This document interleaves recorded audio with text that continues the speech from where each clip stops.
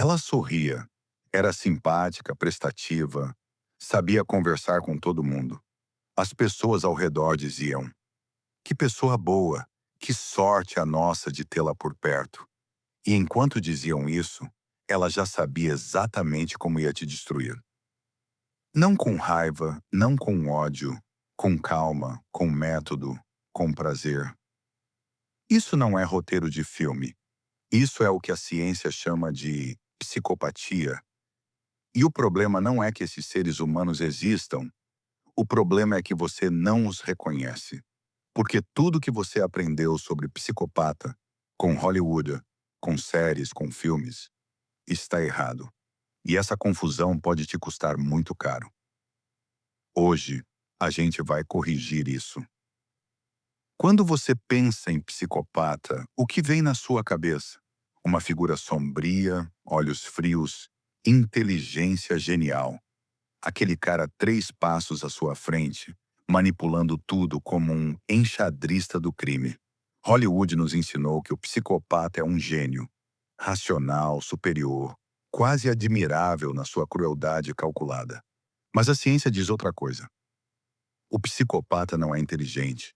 Ele é focado, Ana. E existe uma diferença enorme entre essas duas coisas. Inteligência real é a fusão de razão e emoção. É quando você pensa e ao mesmo tempo sente as consequências daquilo que pensa. O psicopata pensa, mas não sente. E aí ele foca em um objetivo, treina aquilo exaustivamente e fica bom nisso.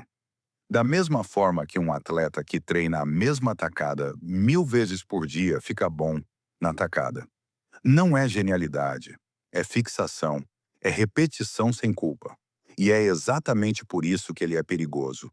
Não porque é inteligente, mas porque não para.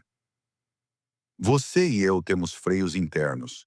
Quando pensamos em fazer algo errado, uma voz freia, culpa, vergonha, medo das consequências. O psicopata não tem esses freios. E uma máquina sem freio numa ladeira não precisa ser inteligente para causar destruição. Ela só precisa de velocidade. Para entender o psicopata, você precisa entender como a memória funciona. Se alguém te diz algo cruel hoje, você vai lembrar daqui a 3 meses. Se alguém te faz um elogio genuíno, você esquece em 3 dias. Por que essa assimetria? Porque o cérebro foi programado pela evolução para reter o que ameaça a sobrevivência. Coisas ruins ficam gravadas em alta resolução, coisas boas em baixa resolução. O psicopata não tem esse mecanismo funcionando. Quando ele prejudica alguém, não há dor, não há culpa, não há vergonha. Para ele, aquilo simplesmente aconteceu. E porque não deixou marca emocional, ele repete. A estatística diz 4 psicopatas homens para cada mulher. Mas esse número pode estar completamente errado, porque o que a estatística mede não é quantos psicopatas existem, é quantos foram pegos. E o psicopata feminino raramente é pego. O psicopata masculino opera com violência visível, força física, confronto direto, deixa rastro. O psicopata feminino opera com invisibilidade. Ela seduz, ela cuida, ela se aproxima. E quando o veneno entra, você nem sabe que estava sendo caçado.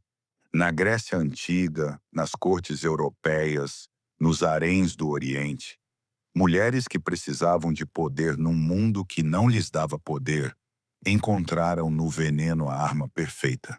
Silenciosa, sem confronto, quase impossível de provar. E a sociedade sempre teve dificuldade de enxergar isso, porque carregamos um arquétipo muito poderoso, o da mãe, da cuidadora, da protetora. E quando esse arquétipo é habitado por alguém que não sente nada, a armadilha é perfeita. Quem desconfia da vovozinha simpática? Quem desconfia da colega sempre prestativa? Ninguém. E é exatamente nisso que mora o perigo. O psicopata não começa grande. Ele começa pequeno. Testa limites, experimenta reações, vê até onde pode ir sem consequências. e vai escalando. Mentiras pequenas, manipulações maiores, depois crueldade com seres vulneráveis. Animais, crianças, idosos. Essa escalada é quase sempre invisível, porque cada passo parece pequeno demais para alarmar. É como o sapo na água quente. A temperatura sobe devagar e quando você percebe, já é tarde. Então, como reconhecer? Existem 3 padrões que qualquer pessoa pode aprender a observar. O primeiro é o conjunto perfeito demais, Enerin. Pessoas genuínas têm inconsistências, dias ruins, falhas visíveis. Se alguém parece bom demais em toda situação, preste atenção. O segundo é a de frieza nas situações que deveriam emocionar, sofrimento alheio que não move, pedido de desculpa que soa como protocolo e não como sentimento. O terceiro, e talvez o mais revelador, é como essa pessoa trata quem não pode fazer nada por ela. Funcionários, garçons, motoristas de aplicativo.